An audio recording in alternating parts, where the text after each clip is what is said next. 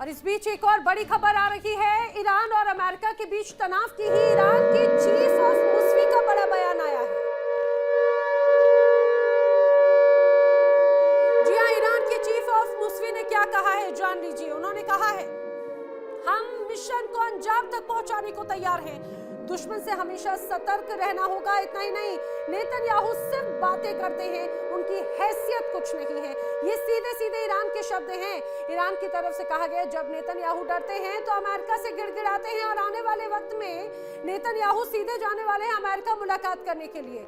देखिए अपने आप में ईरान की तरफ से किस तरह से एक एक करके लगातार बयान पे बयान आ रहे हैं। बात यही कि क्या ये जो हथियार हैं, हथियारों से पहले ये जुबानी जंग है और उसके बाद में वो होगा जिसका डर पूरी दुनिया को है। अब चीफ ऑफ मुस्वी का बड़ा बयान है। उनका कहना है कि हम मिशन को अंजाम तक पहुंचाने के लिए तैयार हैं, बस अगर अमेरिका की तरफ से या इजराइल की तरफ से कोई एक्शन लिया गया तो ऐसा जवाब दिया जाएगा कि वो याद रखेंगे। और सीधे बड़ी चेतावनी थी इजराइल को। उन्होंने सीधे इजराइल को कहा है, नेतन्याहू सिर्फ बातें करते हैं, कर कुछ नहीं सकते। उन्होंने सीधे सीधे ये कहा कि नेतन्याहू अपने दम पे नहीं बल्कि अमेरिका के दम पर लड़ते हैं और जब नेतन्याहू को डर लगता है तो वो अमेरिका से गिड़गिड़ाते हैं। दरअसल उनका निशाना था नेतन्याहू की वॉशिंगटन दौरे को लेकर, अमेरिका दौरे को लेकर।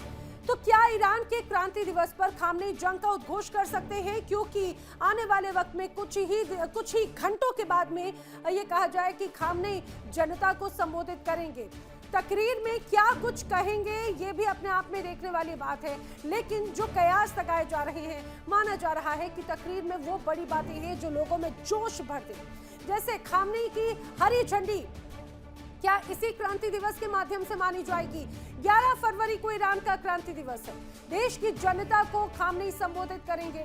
तेहरान समेत पूरे ईरान में जुलूस और रैलियां निकाले जाने की प्लानिंग है। मिसाइल और सैन्य हथियारों का बड़ा प्रदर्शन होगा। सैन्य ताकत के जरिए राजनीतिक संदेश देने का भी मकसद एक तरह से इसे देखा जा रहा है। लेकिन आखिर तकरीर में क्या हो सकता है? अमेरिका के खिलाफ अहम फैसला खामनेई इसी क्रांति दिवस से ले सकते हैं। मिडिल ईस्ट में अमेरिकी ठिकानों पर रणनीति भी तय है। इजराइल के खिलाफ मजबूत नीति पर भी चर्चा संभव मानी जा रही है।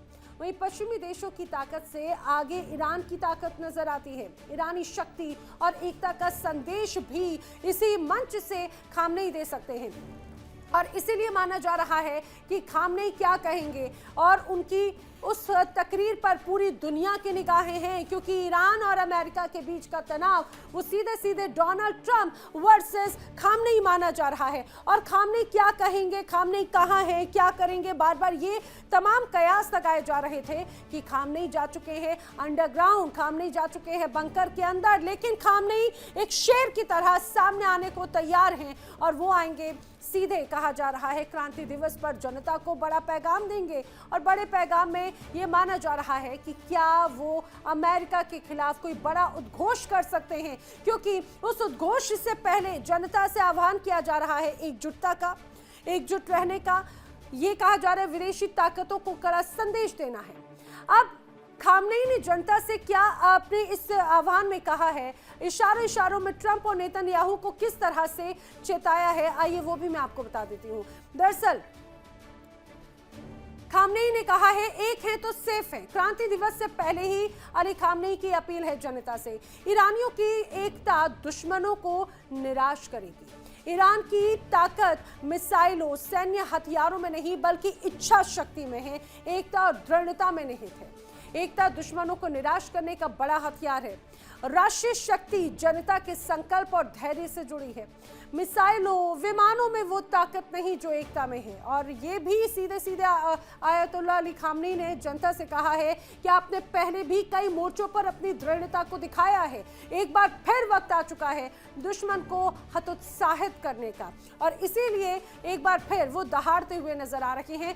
लेकिन अब चलिए बढ़ते हैं आगे, बात करते हैं रूस यूक्रेन जंग की, और रूस यूक्रेन जंग से जुड़ी हुई समय की बड़ी खबर।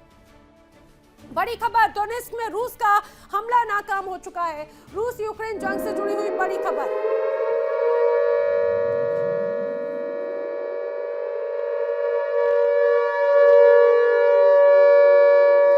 तो रूस यूक्रेन जंग से जुड़ी हुई बड़ी खबर है, दोनेत्स्क में रूस का हमला नाकाम। यूक्रेनी एयरफोर्स ने हमले को नाकाम कर दिया है।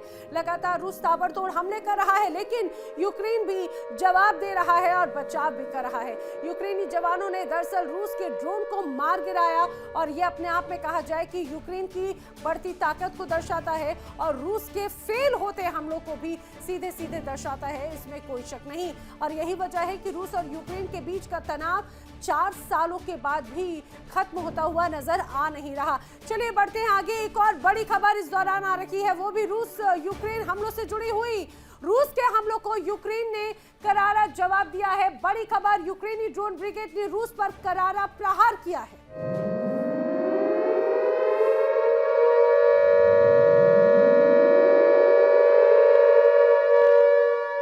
तो रूस के हमलों का यूक्रेन दे रहा है जवाब। यूक्रेनी ड्रोन ब्रिगेड ने रूस पर करारा प्रहार किया। रूस ने यूक्रेनी ड्रोन को इंटरसेप्ट किया।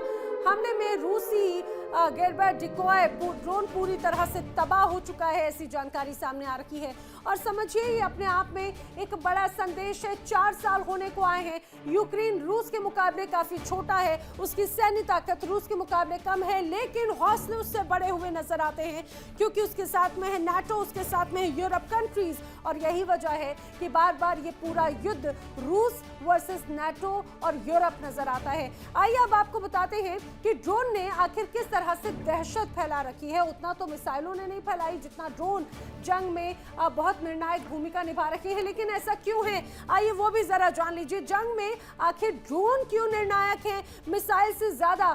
दरअसल अगर ड्रोन की बात करें तो ड्रोन कम लागत में बड़ा असर कर जाते हैं और इतना ही नहीं 24/7 निगरानी की ताकत है। बगैर पायलट के बिना जोखिम और दुश्मन के पीछे तक पहुंच सकते हैं। रडार से बचकर हमला करने में सक्षम भी एक तरह से माने जाते हैं। सटीक टारगेटिंग इनकी एक तरह से होती है। झुंड में हमला करने में सक्षम होते हैं। एयर डिफेंस को थकाने की रणनीति भी ड्रोन में होती है। रात हो और खराब मौसम में भी ये वार कर सकते हैं। अब आप समझिए ड्रोन अटैक से कितना नुकसान होना संभव नजर आता है। पावर ग्रिड तबाह हो जाती है, बिजली और हीटिंग ठप करने में सक्षम है, रिहायशी इलाकों में दहशत फैला सकते हैं, सप्लाई लाइन में बाधित कर सकते हैं, सैन्य ठिकानों को भारी नुकसान पहुंचा सकते हैं।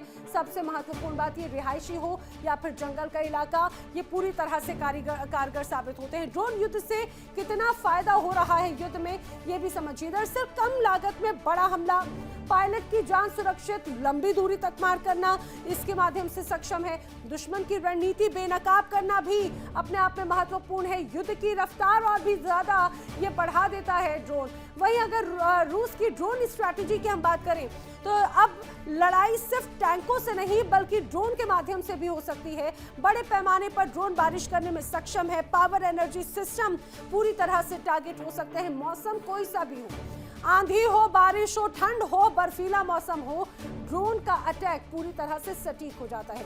अब यूक्रेन की ड्रोन स्ट्रैटेजी, ड्रोन से जवाबी हमला बहुत सटीक है। रूसी एयरबेस और सप्लाई लाइन निशाना लगातार बनाया जा सकता है और सटीक और सीमित स्ट्राइक भी इससे संभव है। तो क्या ड्रोन के माध्यम से जंग का नया नियम बन रहा है? जी हाँ, अब लड़ाई सिर्फ टैंकों से, सिर्फ हथियारों से, योद्धाओं से नहीं, आसमान में ड्रोन से फैसला हो रहा है। तकनीक तय कर रही है कि आखिर जीत किसकी होगी और यही वजह है कि मच्छरों की झुंड की तरह, चिड़ियों की, मक्खियों की झुंड की तरह अब ड्रोन भी आपको उड़ते हुए खासतौर से यूक्रेन और रूस के बीच में नजर आते हैं। कड़ाके की ठंड, अंधेरे में डूबे शहर, आसमान से बरसते ड्रोन, अब ये 3 सिर्फ हालात नहीं रहे बल्कि जानलेवा बन चुके हैं। जहां ठंड जान छीन रही है, अंधेरा उम्मीद और ड्रोन हर पल मौत का डर पैदा कर रहे हैं। ये जंग अब सिर्फ मोर्चों पर नहीं, लोगों की जिंदगियों में भी उतर चुकी है।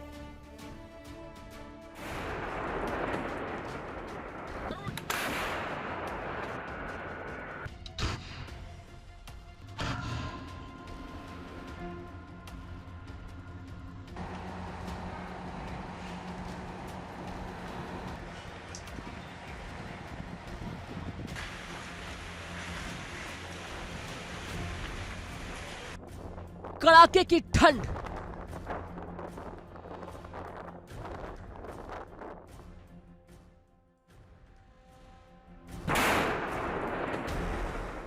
अंधेरे में डूबे शहर,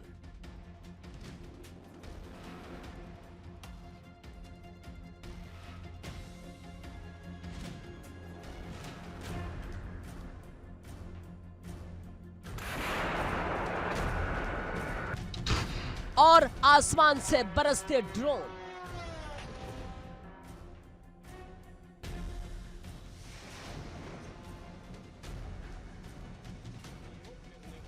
यूक्रेन इस वक्त अपने युद्ध के सबसे मुश्किल दौर से गुजर रहा है।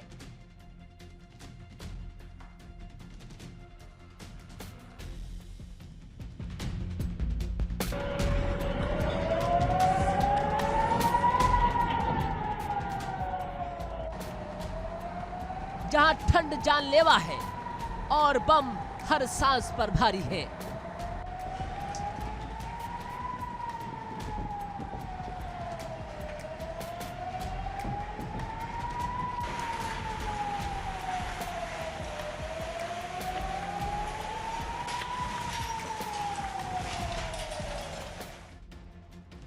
लगभग 4 साल से चल रही जंग अब और खतरनाक मोड़ पर पहुंच चुकी है।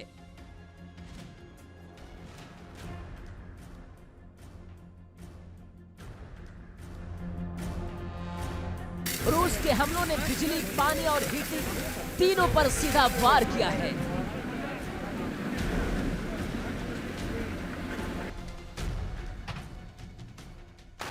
ये तस्वीरें देखिए, रात का सन्नाटा है और अचानक आसमान से हमला हो रहा है।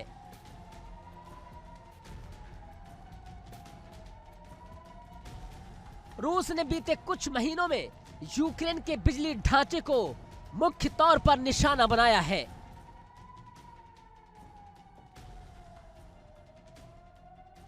ड्रोन, मिसाइल और लगातार हवाई हमले कर रहा है।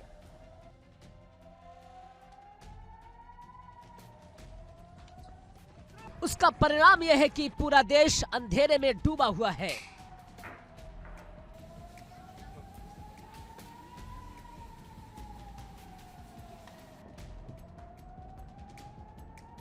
और लोग ठंड से जूझते, ठिठुरते नजर आ रहे हैं।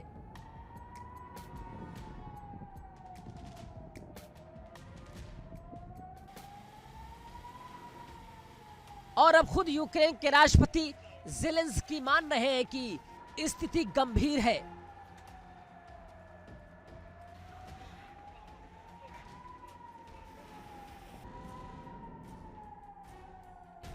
ज़ेलेंस्की ने साफ कहा कि देश के कुछ हिस्सों में डिफेंस सिस्टम संतोषजनक प्रदर्शन नहीं कर पा रहे हैं।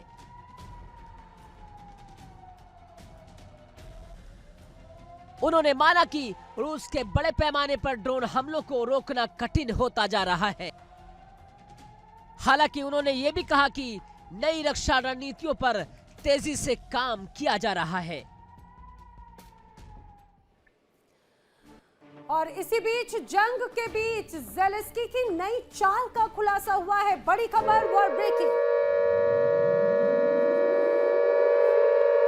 वॉर ब्रेकिंग, भयंकर युद्ध के बीच में हथियार सप्लाई करने वाला है यूक्रेन। जी हां, यूक्रेन को अब एक्सपोर्ट करेगा हथियार एक्सपोर्ट सेंटर